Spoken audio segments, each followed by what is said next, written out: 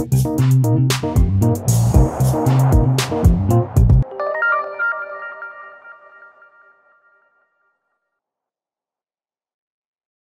à tous et bienvenue dans ce webinaire qui s'inscrit dans notre fil rouge dédié à l'intelligence artificielle et à l'éducation. La Mission laïque française est également partenaire du CLEMI dans le cadre également de la Semaine de la presse et des médias. Donc, ce webinaire est à la croisée en fait du fil rouge et de la Semaine de la presse et des médias. Et je cède la parole à Nicolas Léger qui va animer cette rencontre. Bien, bonsoir à tous. Alors, on a le plaisir d'accueillir aujourd'hui Florent Latrive, qui est directeur adjoint de l'information à Radio France, journaliste qui est passé par Libération notamment. Alors, c'est déjà un privilège et un plaisir d'accueillir Florent parce qu'il s'est beaucoup interrogé, il a beaucoup réfléchi à l'usage de l'Internet, les changements culturels qu'ont amené le numérique par rapport à l'approche de l'information et des médias. Et surtout, il est en première ligne dans l'actualité pour voir les enjeux que pose l'IA pour la création d'informations, la question de la fiabilité, de la vérité, et aussi, pourquoi pas, voir comment il bouleverse ou non le métier de journaliste. Alors, pour l'anecdote, moi, je suis en Italie, à Florence, et il y a un journal italien qui s'appelle Il Foglio, qui a choisi pendant un mois de faire tous les numéros entièrement générés par IA. Donc, il y a des initiatives qui se prennent, il y a des choses qui sont en train de se bouleverser. Mais alors, surtout, cette séance s'adresse à des élèves et à des enseignants. D'ailleurs, c'est enregistré et ça pourrait être réutilisé en classe par tous nos collègues, par les enseignants et les élèves. Et il s'agit de se voir comment aussi ça change les choses pour nous, enseignants, au sein de l'école et pour les élèves. Alors, dire bonjour Florent Latrive, merci d'être là. Bonjour, merci beaucoup. Voilà. Alors, je vais commencer par une question très, très, très large. Vous en emparez comme vous le désirez.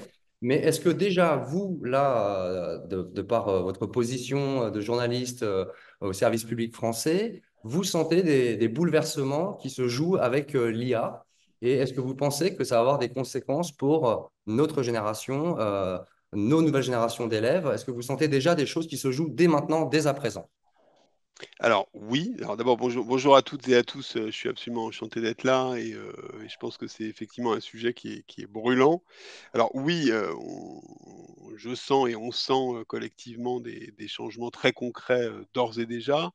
Dans notre métier, bien entendu, mais dans notre métier de journaliste, et ça nous pose beaucoup de difficultés, on aura l'occasion d'y revenir, mais surtout dans l'environnement de l'information, c'est-à-dire l'écosystème de l'information, la façon dont les publics aujourd'hui, dont les élèves, accèdent à l'information est en train d'être modifiée.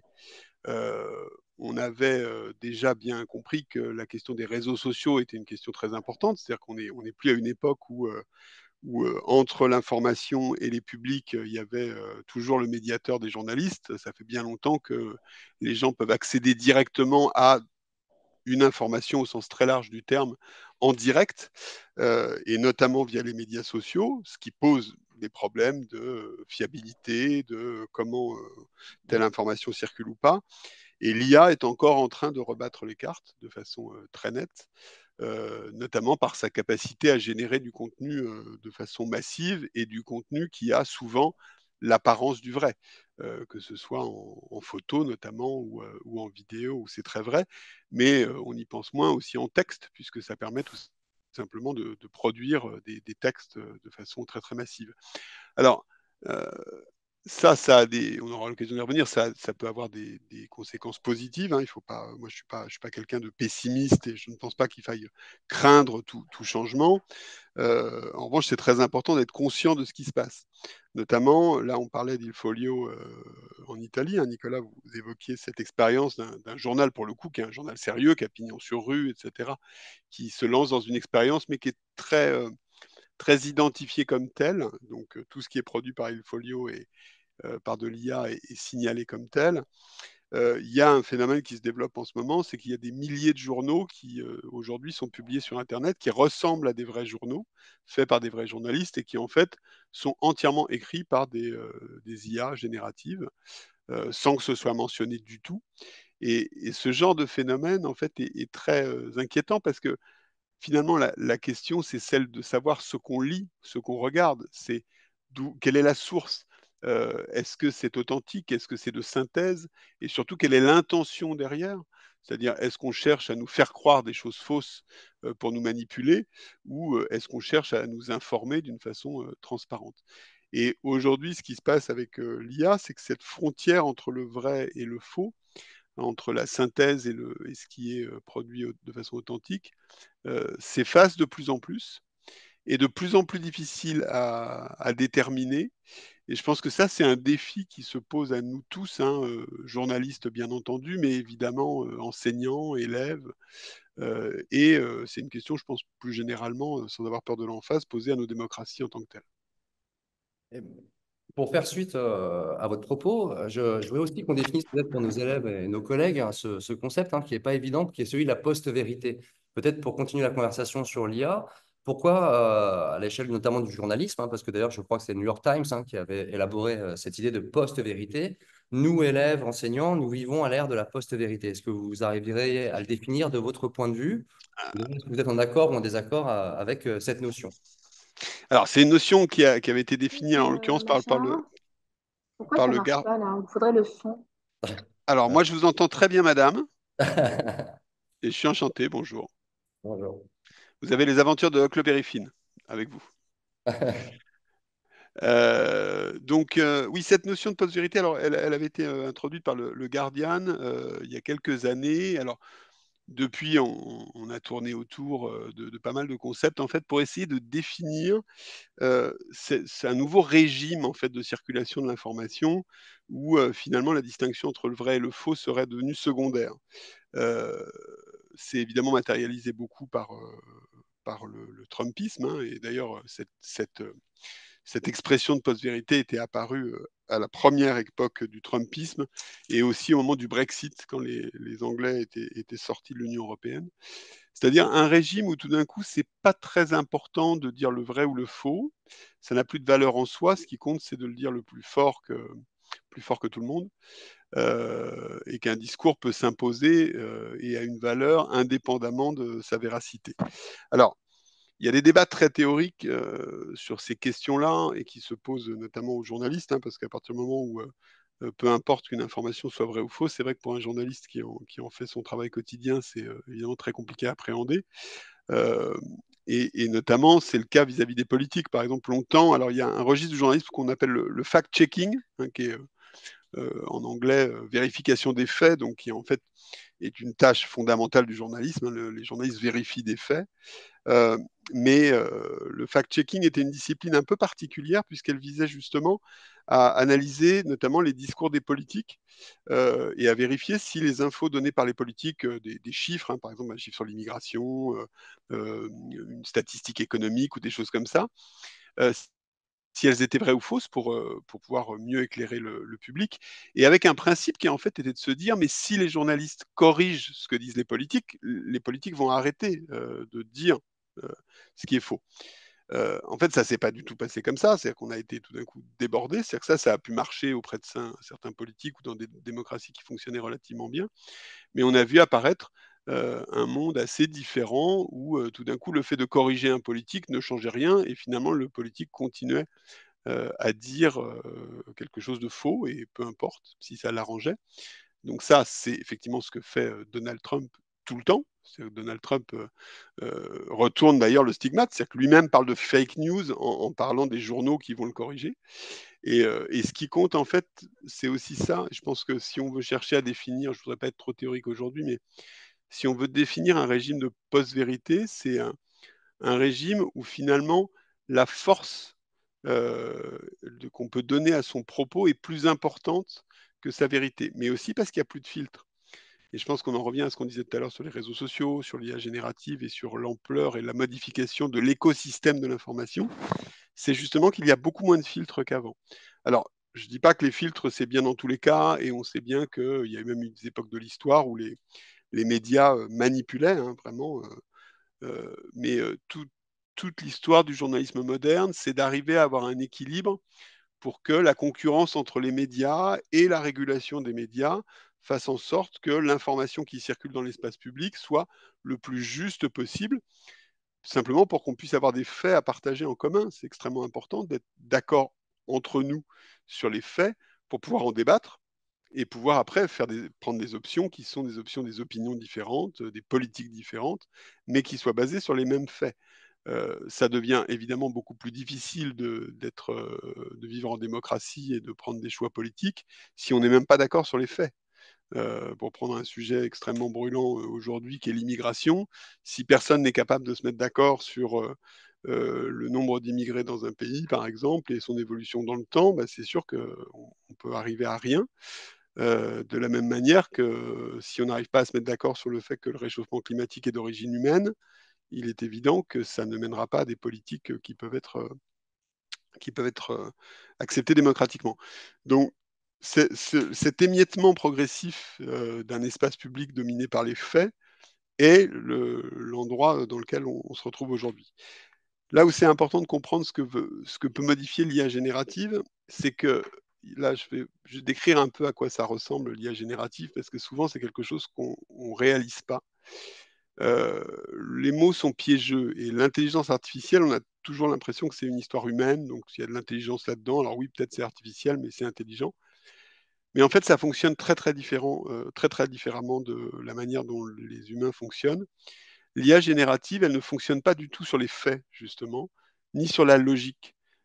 L'IA générative, elle fonctionne uniquement de manière probabiliste et statistique, c'est-à-dire qu'elle ne cesse de faire des paris sur la façon dont les mots vont être agencés entre eux. Ça fonctionne comme ça, l'IA générative, c'est ça qui fait sa force, en fait. Les IA, elles ont, prendre le texte par exemple, elles ont lu des milliers, des millions de textes différents. Et parce qu'elles ont lu des millions de textes différents, elles sont capables de faire des paris probabilistes sur la façon dont les phrases sont écrites. Et y compris d'ailleurs de faire semblant de compter. Donc par exemple, si vous demandez à une IA combien font 1 plus 1, elle va vous répondre 2. Mais pas parce qu'elle sait calculer, elle va vous répondre 2 parce que dans ce qu'elle a lu, bah, dans l'immense majorité des cas, elle a lu que 1 plus 1, ça faisait 2. Donc très bien. Alors ça marche pour des choses qui sont très courantes. Dès qu'on est sur des choses qui sont moins banales ou qui sont plus complexes à analyser, bah, l'IA elle fait des erreurs, ce qu'on appelle des hallucinations par abus de langage. Et en fait, souvent, on se dit que ça va être corrigé. Et de fait, elles en font moins parce qu'évidemment, les ingénieurs qui travaillent sur les IA améliorent ce phénomène-là. Mais il faut bien avoir en tête que c'est le fonctionnement même de l'IA qui génère ces erreurs factuelles. Une IA, elle ne sait pas ce que c'est qu'un fait. Elle ne sait pas ce que c'est que la logique. Elle ne cesse de faire des paris sur l'enchaînement des mots. Et ça, c'est très important parce que à grande échelle, ça donne quelque chose non pas qui est véridique, mais qui est plausible. Donc c'est très plausible, mais c'est pas vrai. Et la différence entre le plausible et le vrai, c'est aussi, encore, excusez-moi encore de refaire un peu de théorie, mais c'est très différent en fait, le plausible et le vrai. Le plausible, c'est à l'apparence de la vérité, mais on n'est pas sûr que ce soit la vérité. Et l'IA générative, elle crée cet environnement-là. Donc ça, et on aura l'occasion d'y revenir, plein d'avantages, hein. Il y a plein de choses que l'IA générative peut faire, et d'ailleurs peut faire pour lutter contre les fausses informations, et on en pratique nous à Radio France. Mais c'est très important d'avoir cette compréhension-là en tête, parce que notamment vis-à-vis des élèves, ça évite que les élèves utilisent l'IA générative pour chercher des informations, par exemple. On voit ça qui arrive très souvent, c'est de se dire, bon, bah, je vais demander à ChatGPT une info sur n'importe quoi, sur un cours d'histoire, un cours de maths, un élément d'actualité. Mais en fait, c'est totalement inadapté de faire ça dans ChatGPT. ChatGPT est très bon pour résumer des textes, est très bon pour adapter des formes, par exemple, simplifier un texte très complexe, l'IA générative, c'est très bien le faire. Et ça peut être d'un apport énorme d'ailleurs, quand on est, notamment quand on connaît mal un secteur ou qu'un texte est très compliqué parce qu'il a été écrit par des gens très experts d'un domaine. En fait, l'IA générative, justement parce qu'elle a lu beaucoup de choses, est souvent capable de simplifier et donc de vous aider à mieux comprendre les choses. Elle ne se substitue pas, elle ne va pas vous donner des faits, mais elle va vous aider, elle va faire une sorte de médiation en réécrivant un texte de manière plus simple. Ça, c'est un exemple qui fonctionne assez bien. Mais en revanche, dès que vous lui posez une question factuelle, bah, en fait, vous êtes obligé de la vérifier. Et Justement, ça, alors c'est justement, vraiment fondamental. Ouais. je vais rebondir là-dessus parce que là, c'est très, très intéressant. Vous avez fait des distinctions, à mon avis, fondamentales là, pour nous, les enseignants, avec la question, effectivement, de l'apparence, du plausible, qui n'est pas le vrai. Euh, et effectivement, l'IA, dans ce que vous expliquez avec ce système de probabilité, alors d'ailleurs, j'invite mes collègues à voir la précédente rencontre sur l'IA que nous avons faite, parce qu'elle permet de comprendre comment fonctionne l'IA. Et ça, c'est vrai que les élèves, la première chose à faire, c'est de montrer un exemple de fonctionnement de l'IA pour casser cette hallucination, ce mythe, si vous voulez, d'une technologie omnipotente, omnisachante. Et si je reprends votre raisonnement, avant d'arriver justement aux possibilités qu'offre l'IA pour vérifier des faits ou pour générer de l'information, euh, il y a aussi la question de la factualité que vous avez évoquée, c'est-à-dire que l'IA ne traite pas de faits, hein, elle traite de probabilité de langage. Et je lisais je crois dans Le Monde, une des difficultés pour les élèves, les journalistes ou les enseignants, c'est que aussi l'IA va nous donner à voir ce que l'on veut voir, ce que l'on veut croire. C'est-à-dire que il y a la question des biais, c'est-à-dire Oui. voilà, je désire croire en quelque chose et l'IA va pouvoir me fournir un texte, une image qui donne l'impression que ce que je dis ou que ce que je pense est vrai.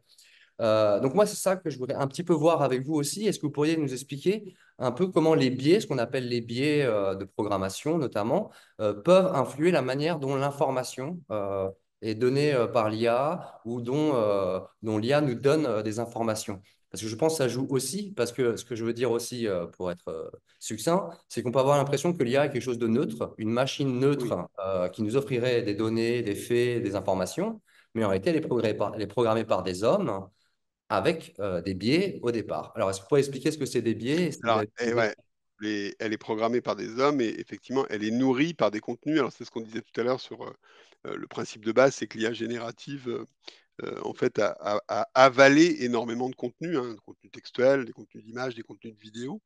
Et c'est sur la base de ce qu'elle a avalé qu'elle va donner ses réponses. Donc, c'est là qui, bah, les biais, c'est selon ce qu'elle a évidemment ingurgité. C'est la première des choses. Donc, on pourrait imaginer une IA qui aurait vraiment ingurgité tout le savoir du monde. Ça veut dire que, vu qu'elle est probabiliste, elle va réingurgiter quelque chose de moyen, ce qui déjà en soi pose des questions. Et après, évidemment, comme c'est jamais comme ça que ça se passe, c'est que les IA, puisqu'elles sont plusieurs et il y a plusieurs modèles, évidemment, sont entraînées sur des corpus qui ne sont pas les mêmes. Donc, selon le corpus sur lequel l'IA est entraînée, elle aura des réponses qui vont être différentes. Alors, les différences de corpus, on les voit, on les connaît pas en fait. Ça fait partie de la boîte noire en fait des IA, ce qui en soi est un problème parce que vous vous rendez compte, on ne sait pas d'où parle l'IA. Et c'est la première question qu'on se pose toujours sur une source. C'est-à-dire que moi, si je parle, bah, en fait, c'est assez transparent. Vous l'avez dit, je travaille à Radio France, j'ai travaillé à Libération, il y a mon CV qui est en ligne, j'ai des écrits, etc. Vous pouvez analyser d'où je parle. Une IA, vous ne pouvez pas, puisque vous ne savez pas ce qu'elle a lu avant et tout ce qui l'a entraîné pour forger ses réponses. Il y en a plein d'exemples différents, hein. Je veux dire, DeepSeek, qui est une IA créée par les Chinois, par exemple, évidemment, ne parle pas des Ouïghours. Euh, ne se permet pas de critiquer le régime chinois. Donc il y a plein d'exemples comme ça. Les... Après, il y avait aussi, et on le voit, c'est l'exemple assez classique sur les biais, notamment c'était très valable dans les photos. Par exemple, quand on demandait à avoir des photos de directeurs d'entreprise, par exemple, ou de patrons d'entreprise, ben, on avait toujours des hommes blancs de 50 ans, en gros, qui apparaissaient. Et ça, bah, c'est exactement ce qu'on se disait tout à l'heure, c'est que c'est un biais parce que c'est le biais de la société. Donc tout d'un coup, dans les représentations communes, un patron est forcément un homme blanc de 50 ans, et donc ça veut dire qu'on ne faisait qu'entretenir des clichés, parce qu'au bout d'un moment, ça devient des clichés, et donc on entache les représentations. Alors là où ça devient vertigineux, c'est que, évidemment, les entreprises qui font ça essaient de corriger ces biais. Alors les corriger, c'est un bien grand mot, mais elles essaient de limiter la casse. Et donc, ça pouvait donner des polémiques dans l'autre sens. Par exemple, Gemini, l'IA générative de Google, à un moment, quand vous lui demandiez des militaires, c'était l'inverse. On avait plein d'hommes noirs, de femmes, etc. Enfin, c'est exactement l'inverse de ce qu'on pouvait imaginer. Parfois, d'ailleurs, il y avait eu un exemple qui avait été fait avec, on lui demandait des représentations de nazis, et du coup, on avait des noirs nazis. Euh, et en fait, tout ça vient des correctifs qui avaient été faits. Donc c'est un peu sans fin, et c'est ça qu'il faut retenir. C'est la prudence extrême avec laquelle manipuler ces outils, puisque par définition, Euh, Ils ne sont pas faits pour prononcer des faits, ils fonctionnent sur des raisonnements probabilistes, et par ailleurs, les corpus sur lesquels ils sont entraînés sont générateurs de biais. Donc on a des biais et des hallucinations, ça fait beaucoup pour une intelligence, vous en conviendrez. Donc c'est vraiment important d'avoir ce socle-là, encore une fois, ça peut servir à beaucoup de choses, mais je pense que typiquement, on ne sait pas se servir correctement d'une IA si on ne comprend pas son mode de fonctionnement. Ça, c'est quelque chose qui est assez fondamental. Et là, pour le coup, dans mon travail au quotidien, je vois à Radio France où on accompagne beaucoup les rédactions pour utiliser l'IA. On passe souvent beaucoup de temps à leur faire comprendre comment ça marche pour justement qu'il n'ait pas de mésusage. Et c'est ça, sans doute, le premier risque. C'est quand on ne comprend pas les IA, en fait, on les utilise mal. On les utilise comme des moteurs de recherche. On croit effectivement qu'ils sont neutres. Enfin, des tas de choses qui font que, bah, au bout de 5 minutes, en fait, on l'utilise vraiment mal et on dit des bêtises. Et ben justement, on va continuer dans cette direction parce que nous, les enseignants, on est confrontés aux mêmes difficultés. Déjà, nous, en tant que professionnels, pour nos usages personnels, mais également pour l'enseigner à nos élèves. Ça serait quoi, dans l'éducation aux médias, les premiers conseils de survie, si je puis dire, que vous donneriez à des collègues ou à des élèves pour aborder l'IA, ou plutôt, excusez-moi, pour aborder l'information, les médias à l'ère de l'IA? Puisque nous, ça fait des dizaines d'années qu'effectivement, on a des programmes sur la question de l'Internet, des sources. Ouais. Je pense que la donne change un peu. Ça va très, très vite également. Est-ce que déjà, dans cette accélération, cette vitesse, il y aurait déjà deux, trois précautions, deux, trois prises de temps que vous nous conseilleriez? Ah, moi, enfin, dans ces cas-là, je suis toujours un petit peu à revenir à la même chose, c'est la question de la source. En fait, c'est revenir à une source primaire. L'IA ne fait que rajouter une couche, c'est comme l'histoire des réseaux sociaux ou même de Wikipédia, où Wikipédia est plutôt un bon outil, mais Wikipédia, c'est un bon outil parce qu'il y a une petite note qui renvoie à une source. Euh, et en fait, à un moment capable de qualifier les sources. Je pense qu'on en revient toujours à la même chose. Et pour vous citer une anecdote sur l'usage de l'IA, par exemple, nous, dans nos métiers, où justement les journalistes eux-mêmes vont s'en servir, par exemple, il y a un outil qu'on conseille beaucoup et qu'on utilise qui est Notebook LM. Alors, Notebook LM, c'est un outil qui est proposé par Google, en l'occurrence, et qui a une forme d'IA un peu particulière, puisque vous commencez par la nourrir. C'est-à-dire qu'en fait, c'est pas une IA comme ChatGPT où vous arrivez vierge de tout et vous lui posez une question, parce que si vous lui, là, par définition, vous allez taper sur le corpus dont elle s'est nourrie et que vous ne connaissez pas, et elle va répondre avec ses propres biais, ses hallucinations, etc. Là, en fait, Notebook LM fonctionne d'une autre manière, c'est que c'est vous qui nourrissez Notebook LM. C'est-à-dire que vous commencez par lui donner des documents. Donc des documents que vous avez choisis, donc des sources en lesquelles vous avez confiance. Et ensuite, le principe de Notebook LM, c'est que vous dialoguez avec ces sources. Donc vous pouvez demander à résumer, vous pouvez poser des questions, etc. Et donc là, ça fonctionne de manière extrêmement classique comme un chatbot, hein, question-réponse. Mais la vraie différence, c'est que toutes les réponses données par Notebook LM ont des petits index qui vous renvoient à la source que vous avez donnée vous-même à l'origine. Et donc ça permet en fait d'aller extrêmement vite et de façon très puissante dans des corpus de sources dont vous êtes sûr et de faciliter le dialogue, mais avec un retour à chaque fois vers la source. Nous, on s'en sert par exemple pour analyser d'énormes rapports, des rapports du GIEC sur le climat par exemple, ou d'autres sources comme ça, avec plusieurs rapports, des interviews de chercheurs, des choses comme ça.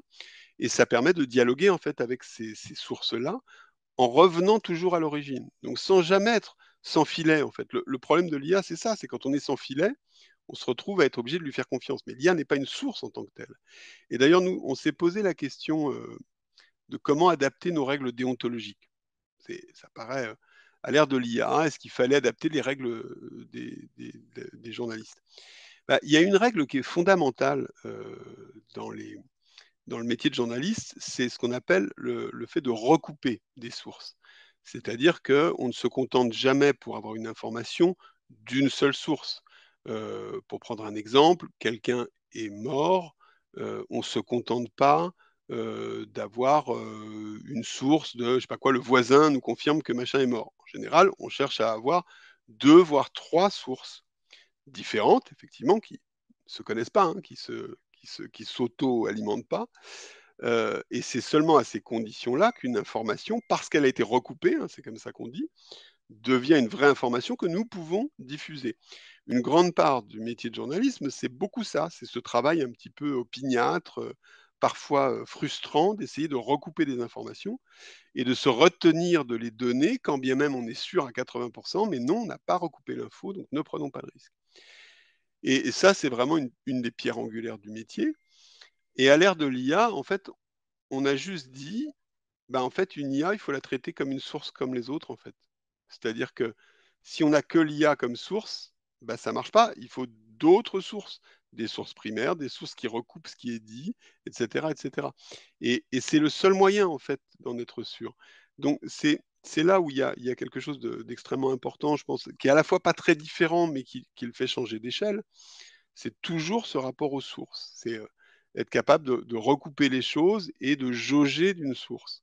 Et je pense que dans votre métier au quotidien, c'est le dialogue que vous avez avec les élèves en permanence. En tant que père de famille, c'est aussi un dialogue que j'ai en permanence avec mes enfants. Mais je pense que pour ça, il faut pas qu'on se laisse déstabiliser par l'IA en tant que telle. Il faut la traiter de la même manière, avec la même rigueur, en fait. Ce qui parfois est pas facile parce que on parlait du plausible, c'est quand même à très grande échelle, c'est un outil très séduisant, hein, il y a un côté serpent-K dans les chatbots, c'est incroyablement puissant, on pose n'importe quelle question, on a des réponses avec un aplomb pas possible. D'ailleurs, c'est une machine qui sait mentir à la perfection. Si elle n'a pas la réponse qu'elle ne sait pas, elle vous donne la réponse comme ça, les yeux dans les yeux, et elle ne sait même pas qu'elle ment. Enfin, c'est là où c'est assez vertigineux. Elle ment et elle ne sait pas qu'elle ment. Donc je pense que là, il faut pas se laisser déstabiliser par cette apparence de toute puissance de l'IA. Il faut la traiter au contraire assez froidement, comme un outil, avec ses défauts, qui a été produit par des êtres humains, et donc se servir de la puissance que j'évoquais tout à l'heure avec notre bouc LM. C'est-à-dire que vous imaginez bien que journalistiquement, et pas seulement, à quel point c'est puissant de pouvoir travailler de façon aussi fluide sur des corpus de données importants qu'on a soi-même choisis, hein, pour préparer un livre, un cours, ou n'importe quoi, un article, une enquête, mais en même temps, effectivement, avec toujours l'esprit le plus clinique possible pour en revenir aux sources et ne pas se laisser flouer sur ça. Et si on... Alors, parce que là, vous parlez d'un aspect clinique, et effectivement, là, je vois aussi l'idée de prendre le temps, de suspendre aussi son jugement, parce que c'est quelque chose qui est aussi également frappant, c'est quand même la vitesse qui est en jeu. C'est-à-dire que vous avez très bien évoqué la question de la séduction, du sentiment de rapidité, de vérité, d'apparence de vérité. Mais moi, si j'étais journaliste, ce que je ne suis pas, je suis quand même frappé de comment fait-on, quand une image arrive, déjà pour voir si elle est vraie ou fausse, générer ou non sa source. Ce qui me frappe avec, si vous voulez, avec l'IA, c'est que c'est une puissance d'ampleur, c'est-à-dire que c'est massif, ça peut générer énormément d'informations ou d'images ou d'illusions en très peu de temps. Et surtout, c'est qu'elle peut engendrer des réactivités. Je ne sais pas, prenons un exemple abstrait, une zone de conflit, si une force, une puissance étatique ou politique balance une fausse image qui met le feu aux poudres, comment ça se passe là pour le journaliste? C'est-à-dire que vous Alors, suspendez... Voilà. non, mais c'est un défi majeur. En fait, pour nous, ce que ça change, d'ailleurs, on travaille dessus de façon très, très intensive, et j'ai encore trois sessions de travail sur cette question cette semaine.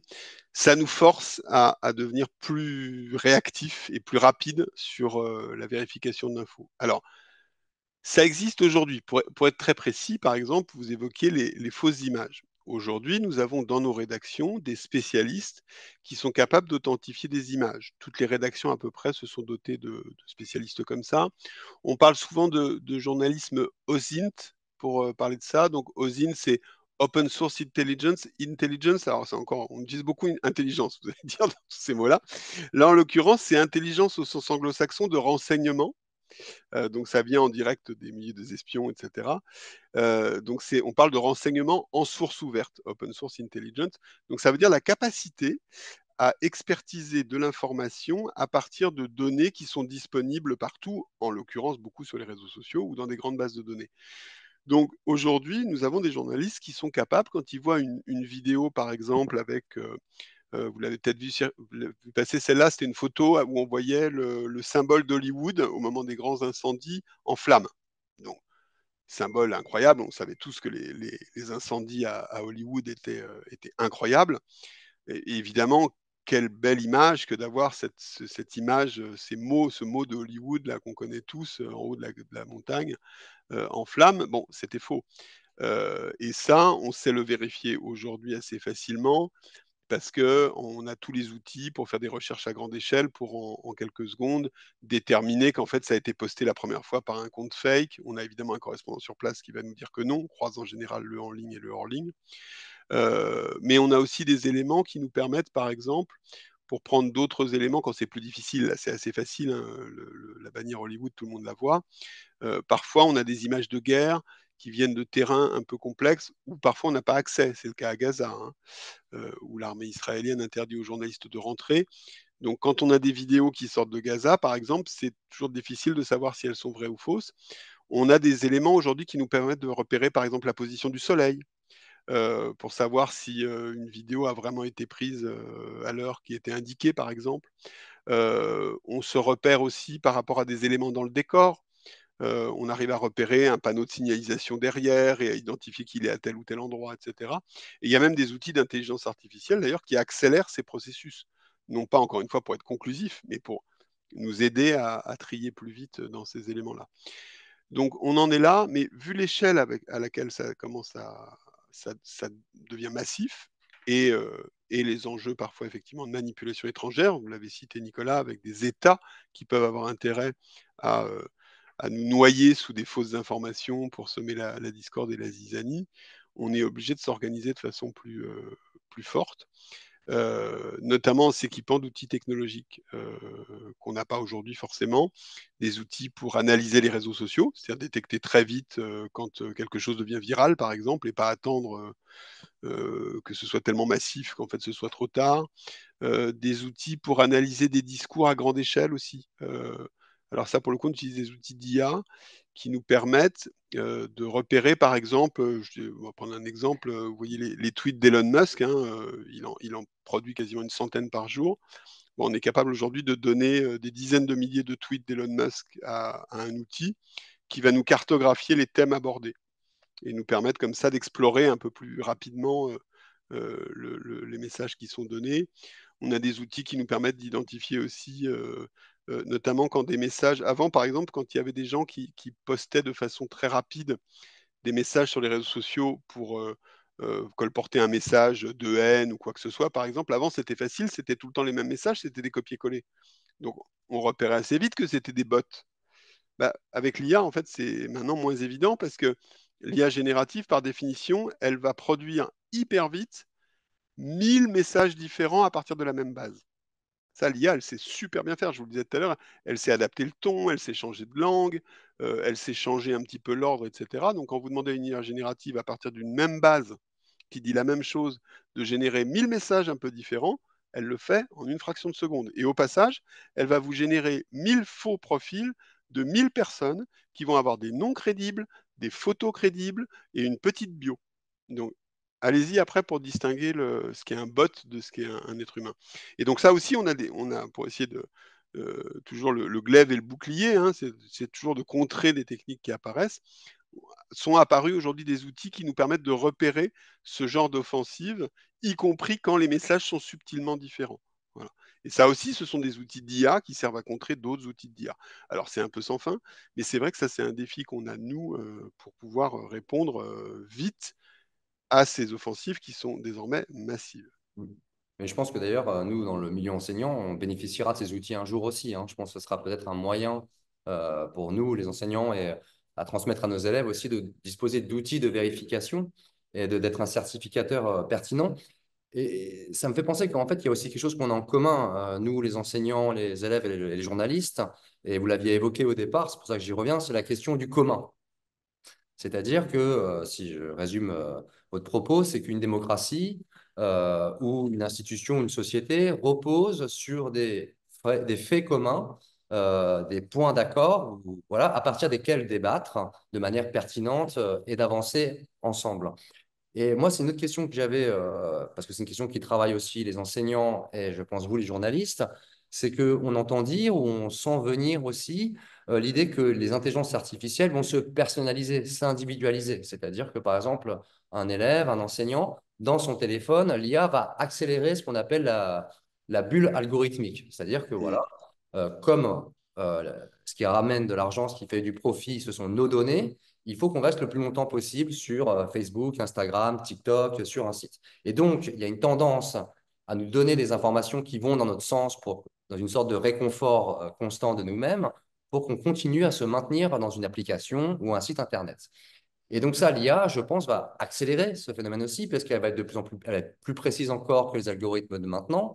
Elle va nous proposer une personnalisation de plateformes d'information. Donc ma question, elle est à la fois très simple et éminemment complexe. C'est vous qui êtes dans le service public français.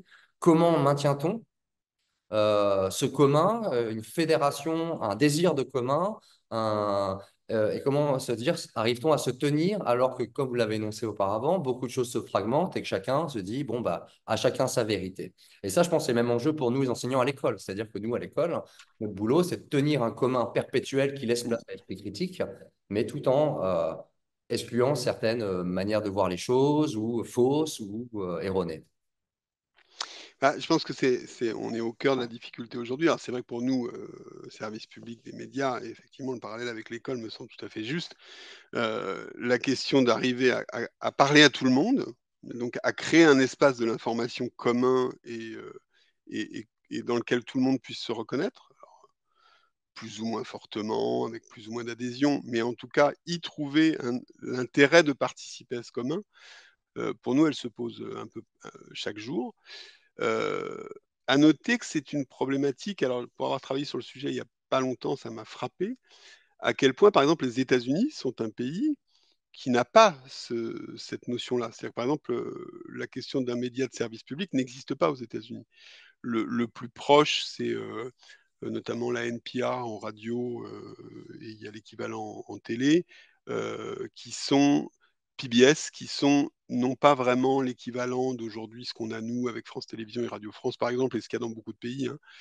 Ce sont plutôt des fédérations de radio et de télé locales, beaucoup financées par le don et un tout petit peu par l'argent fédéral. Et par ailleurs, ils sont le collimateur de Donald Trump aussi. Et ils n'ont pas du tout l'impact que les médias de service public ont dans beaucoup d'autres pays. Et alors c'est intéressant de se dire ça parce que ça veut dire que aux États-Unis, quand on relie la campagne à l'aune de ça, c'est hyper intéressant parce que ça veut dire qu'en fait les espaces aujourd'hui d'information aux États-Unis, il n'y en a aucun qui ne cherche à être un espace commun. Euh, un média aussi puissant soit-il qu'est le New York Times, par exemple, en fait, est réservé grosso modo à une élite qui aime l'information et qui est prête à payer pour.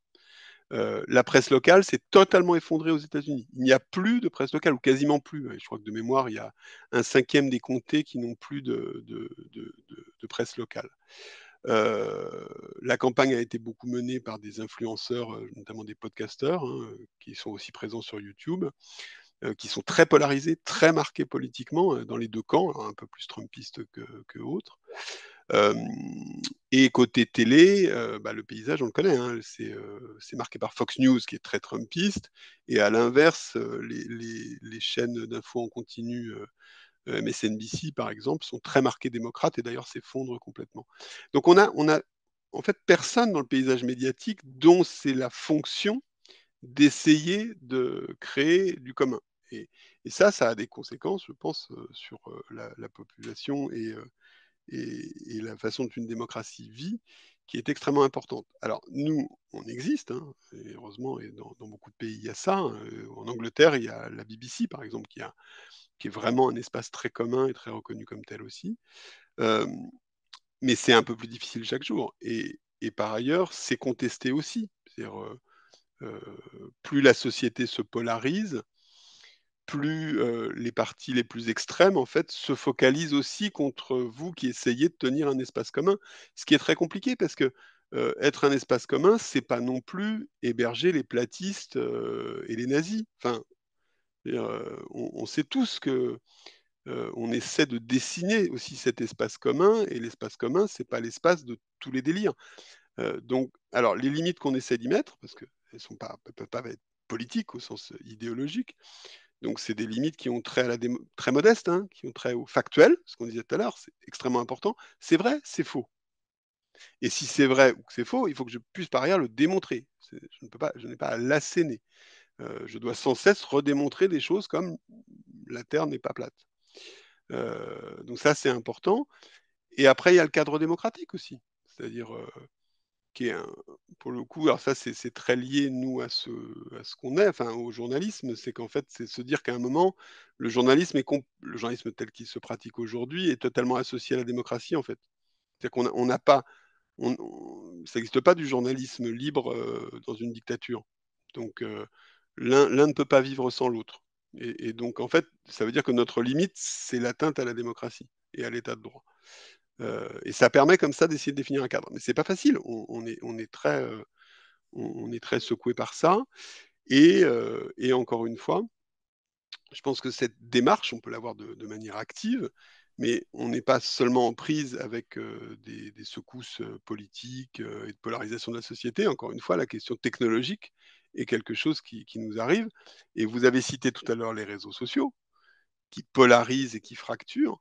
Euh, Ça, pour le coup, c'est pas nouveau. L'IA l'accélère, mais c'est vrai que les algorithmes de réseaux sociaux qui personnalisent ce que vous voyez dans vos fils, bon, maintenant, on a quand même beaucoup d'études qui montrent à quel point ça fait du mal justement à l'espace commun, puisque ça ne fait que créer des. Alors, on a longtemps dit des bulles, et puis on s'est dit que les bulles c'était un peu exagéré, mais en fait, on voit bien que ça marche avant tout à l'émotion. Souvent, ce qui est la plus grande efficacité pour l'engagement des gens, c'est de faire appel à leurs émotions, ce qui est en général assez compliqué par rapport justement à un débat apaisé.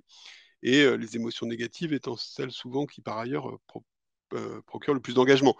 Donc, non régulés, les algorithmes des réseaux sociaux, en fait, ne font qu'encourager ça, c'est-à-dire ne font qu'encourager l'émotion, les passions tristes, etc. Et donc, ça ne fait qu'accentuer la polarisation, la négation des faits, etc. Là, pour le coup, j'ai pas de réponse journalistique pure, hein. Enfin, je vois ce qu'on peut, nous, essayer de faire au quotidien. En revanche, je ne vois qu'une solution de régulation. C'est-à-dire que, pour le coup, s'il n'y a pas de régulation étatique ou para-étatique, je ne vois pas ce qui pourrait pousser les algorithmes et les boîtes qui les promeuvent à aller dans un autre sens. Ah bah, le point commun, en vous écoutant, entre l'enseignement, la démocratie et le journalisme, c'est que c'est un effort toujours répété et infini, hein. Euh, alors, je vous invite tous, si vous le désirez, à poser des questions dans le chat, parce que je vais poser une dernière question à Florent Latrive. Et si vous avez des questions, il m'a dit que c'était avec plaisir qu'il les accueillait, qu'il allait tenter d'y répondre, même si là, votre présentation est très exhaustive et je pense pose bien les enjeux.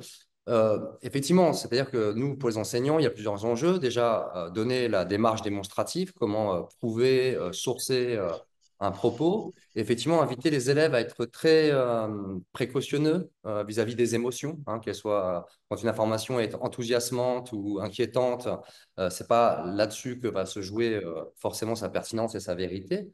Et puis le troisième point, c'est la question aussi de la confiance. C'est-à-dire que nous aussi, enseignants, comme les journalistes, parfois admettre, on ne sait pas ce qui est vrai, mais on peut dire ce qui est faux en tous les cas. On peut attester de quelque chose de faux. Alors, on attend que vous posiez d'éventuelles questions dans le chat. Moi, j'avais une question. Est-ce que vous auriez des ressources, alors, à plusieurs titres, c'est-à-dire soit éventuellement des sites de référence pour que nous puissions, avec nos élèves, partager la question de l'information à l'ère de l'IA ou des gestes critiques pour trouver l'information.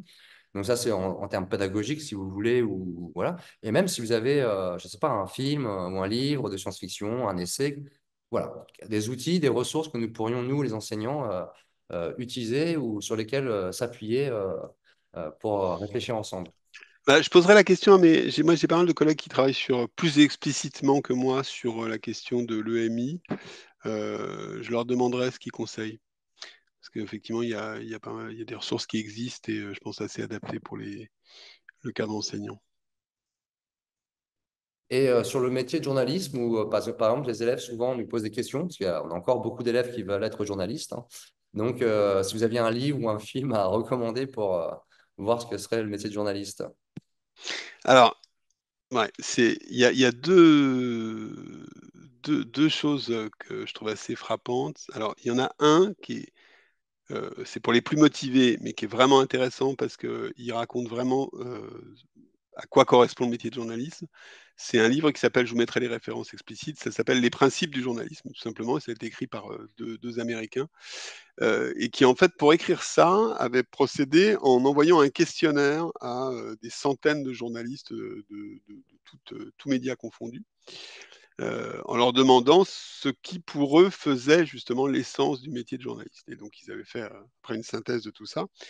Et en fait, c'est pour le coup très solide. On parlait tout à l'heure de la question des sources qui, malgré l'apparition de l'IA, etc., en fait, reste un principe fondamental. Et donc, ce livre, justement, en revenant à l'essence même du métier, par ailleurs, il est plein d'exemples, donc il se lit assez bien aussi, et un vrai livre intéressant, je trouve, pour apprendre ce que c'est. Et après, des fictions, c'est toujours difficile sur les fictions parce que, par définition, on voit des choses qui sont très romancées, j'ai toujours plus de mal. Il y a, comment ça s'appelle cette série? Il y a une série américaine qui se passe à Baltimore, qui est très connue. The Wire? Ça The Wire, voilà. Et il y a une saison qui se passe dans un journal. D'accord. Et la saison qui se passe dans un journal, alors d'abord, The Wire reste une série exceptionnelle, et la saison qui se passe dans un journal, c'est le Baltimore Sun ou un truc comme ça, elle se passe à un moment justement intéressant parce que c'est avant les réseaux sociaux, etc. Mais c'est aussi un manque de début de paupérisation du journal lui-même. Et donc on voit des journalistes qui tentent d'exercer leur métier dans un contexte relativement dégradé, assez complexe, etc. Et au milieu des autres institutions, parce qu'évidemment le journalisme ne peut pas s'envisager sans les autres éléments des institutions et de la démocratie autour, et c'est assez fascinant à voir. Et en plus, encore une fois, The Wire, quoi. Et bah, ça me permet de vous poser, alors moi, la dernière question qui me traverse, puisque notre fil rouge là, de la mission laïque française sur l'intelligence artificielle partait aussi d'une question que tous les enseignants se posent, hein, c'est-à-dire la crainte d'être remplacé. Alors, j'ose et je veux croire que toutes les rencontres que nous avons organisées jusqu'à maintenant tendent à prouver le strict contraire, que au contraire, il est plus que nécessaire d'avoir des enseignants qui sont dans un rapport d'empathie avec l'élève, dans une sensibilité, qui a des gestes qui sont intransmissibles à une IA. Et je trouve que la manière dont vous l'avez présenté nous montre bien que l'IA est de très loin, n'est pas du tout un objet qui peut se substituer à nous. Est-ce que c'est une question qui traverse le milieu de l'information des journalistes? Et selon vous, est-ce que cette crainte, elle est légitime sur certains points et elle vous paraît vraiment infondée sur d'autres points? En gros, est-ce que, comme les profs, les journalistes se disent on va être remplacés, demain il n'y aura plus de journalistes? Et dans quelle mesure ça vous paraît pertinent ou non, cette question? Bah, en fait, je pense que tous les métiers, il ne faut pas minimiser la grande secousse des ruptures technologiques et l'impact sur les métiers. Je pense que il y a trop souvent des discours lénifiants sur ces questions-là. Mais non, ça va rien changer, ça nous force à être meilleurs, ta, ta, ta, ta, ta, ta. Ouais, ok. Il n'en reste pas moins que l'histoire des technologies montre qu'il y a plein de moments où il y a des technologies qui changent quand même sacrément les boulots. Alors, en fait, c'est jamais aussi simple qu'un boulot disparaît. C'est là où, en fait, il faut jamais l'analyser comme ça, parce que euh, les boulots sont pas remplacés place pour place. En revanche, c'est très fréquent qu'il y ait des boulots qui se dégradent, ou des boulots qui s'intensifient, ou progressivement des parts des métiers qui disparaissent, pas toutes, mais certains aspects. Dans le cas du journalisme, c'est très net. Il y a des fonctions même du journalisme qui ne seront jamais touchées par l'IA générative et qui ne peuvent pas l'être. Une grande partie du métier de journalisme, c'est de révéler des choses qui ne sont pas connues, par exemple. Donc, par définition, l'IA générative, dont le propre même est de redigérer des choses publiques ou connues, ne va jamais vous sortir une exclusivité ou vous révéler quelque chose qui n'est pas connu. Enfin, là, pour le coup, ça n'existe pas. C'est impossible. Une grande partie du métier de journalisme du journaliste se passe sur le terrain, en reportage. C'est d'être capable de raconter, donc d'être les yeux et les oreilles du public dans des endroits où le public ne peut pas aller. Une IA générative va pas aller vous raconter le front en Ukraine. Enfin, c'est pas possible. Donc, ça paraît aussi inatteignable. Certains témoignages ou certaines interviews, l'IA ne peut pas le faire, c'est très humain, c'est-à-dire par exemple d'être capable d'avoir la confiance de quelqu'un pour le faire témoigner. Euh, c'est très bien qu'il y a parfois dans le journalisme, il y a des choses qui ne sont pas l'ordre de l'exclusivité, c'est pas un scoop qui change le monde, mais en revanche, on est capable d'avoir des paroles très fortes. N'importe quoi, on a eu des interviews qui ont été données parfois par des gens qui étaient atteints de maladies comme le cancer dans des conditions très difficiles et le fait d'être capable de faire témoigner cette personne-là est d'intérêt public parce que le cancer est quelque chose qui touche beaucoup de gens et que les gens ont besoin de se reconnaître, d'avoir du témoignage. Et donc c'est très fort. Mais c'est pas un ordinateur qui va interviewer quelqu'un là-dessus. Avant que quelqu'un accepte de témoigner sur quelque chose d'aussi intime que son cancer, on se doute bien que c'est noué d'abord une question de confiance avec le journaliste qui peut prendre beaucoup de temps. Et puis ensuite, c'est la nature de l'entretien, la sensibilité qui y est mise, donc un rapport vraiment proprement humain qui permet de faire émerger les choses. Donc sur toutes ces fonctions-là, moi j'ai aucun doute que le journaliste reste essentiel. Euh, Après, là où on est touché sur d'autres choses et qui sont plus difficiles, c'est sur tout ce qui est mise en forme. Euh, Par exemple, souvent, et ça je suis bien placé pour le savoir, ayant travaillé beaucoup en presse écrite, souvent en presse écrite, on est aussi fier de l'info qu'on va chercher que de la façon dont on la raconte. Et le journalisme, c'est toujours un peu les deux, en fait. C'est des infos qu'on trouve et c'est une histoire qu'on raconte. Parce que c'est comme ça qu'on touche les gens. Euh, c'est pas l'info brute, on jette pas des infos comme ça à la tête du public. Voilà, on cherche à les raconter, à leur donner un contexte. Et cette mise en forme, effectivement, on est beaucoup plus troublé par ce que permet l'IA. L'IA aujourd'hui permet d'écrire, elle permet d'imiter des styles, elle permet d'imiter des voix, etc.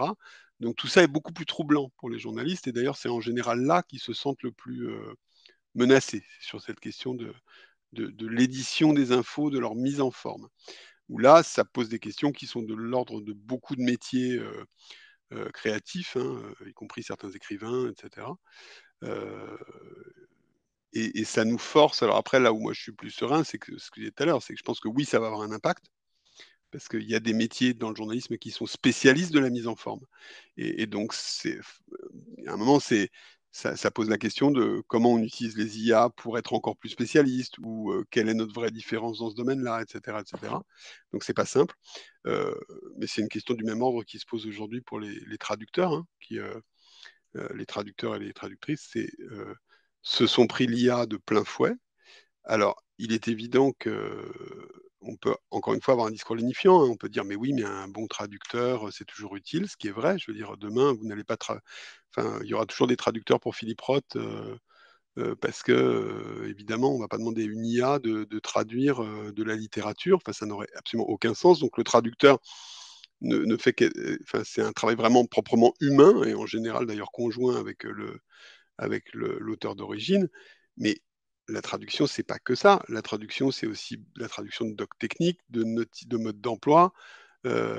C'est plein de formes qui sont des formes beaucoup plus routinières, beaucoup plus ordinaires, et qui du coup se retrouvent beaucoup plus automatisables par l'IA générative. Et la difficulté, c'est que c'est souvent, et c'est là où c'est complexe, alors oui, il y a des gens qui ne font que de la traduction au kilomètre, donc ceux-là sont très très impactés, mais en vrai, c'est toujours un truc plus complexe, c'est que on va être traducteur de grands auteurs américains et en même temps, parce qu'on complète son revenu comme ça, on va être traducteur de notices et de choses plus ordinaires. Et si les trois quarts de ces revenus sont impactés par l'IA générative, bah à la fin, on n'a même plus assez de revenus pour faire la partie la plus là où on apporte la plus grande valeur ajoutée. Donc, je trouve que c'est un exemple patent, c'est que on peut avoir un discours, et oui, et je pense que, et heureusement d'ailleurs, l'IA ne va pas remplacer les humains et dans plein de fonctions qui sont essentielles, et je pense que ce sera pareil évidemment pour les profs. En revanche, il faut être extrêmement lucide et être précautionneux sur ce que ça modifie et les parties des tâches que ça va impacter. Ça n'existe pas en fait un être humain, quel que soit son métier, qui ne fasse que des tâches à valeur ajoutée toute la journée, tout le temps. On a tous des moments où on a des choses qui sont plus routinières, plus automatiques. Et d'ailleurs, j'ai même tendance à penser qu'elles ont aussi une fonction mentale importante, parce qu'on ne peut pas être à fond tout le temps. Donc, quelquefois, être routinier, c'est aussi une manière d'encoder des connaissances, de réapprendre des choses, etc., etc. Donc, donc voilà, mais Enfin bon, c'est le taylorisme appliqué au cerveau. Je pense qu'on n'est pas au bout des questions que ça peut poser, hein. Ah bah alors, sans le savoir, vous avez déjà répondu à deux questions qui étaient dans le chat, hein, sur la question de comment l'IA pouvait rendre professionnel ou accompagner professionnellement, et une autre question qui posait la question de l'influence de l'IA sur les médias publics. Donc là, on a pu voir tout au long de la rencontre, hein, tous les enjeux que ça pose pour vous, les réflexions auxquelles ça mène.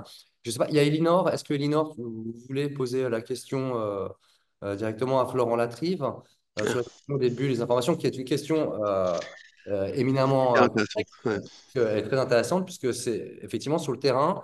Alors, je me permets, Elinor, hein, de transmettre la question si, Bonjour, oui. Ah oui, voilà, bah, voilà, on vous laisse la parole. Alors, ma question, c'était par rapport à des échanges que j'ai pu avoir avec mes élèves, où les élèves me disent Madame, est-ce que vous avez vu cette information? Et comme, mais souvent sur TikTok, par exemple.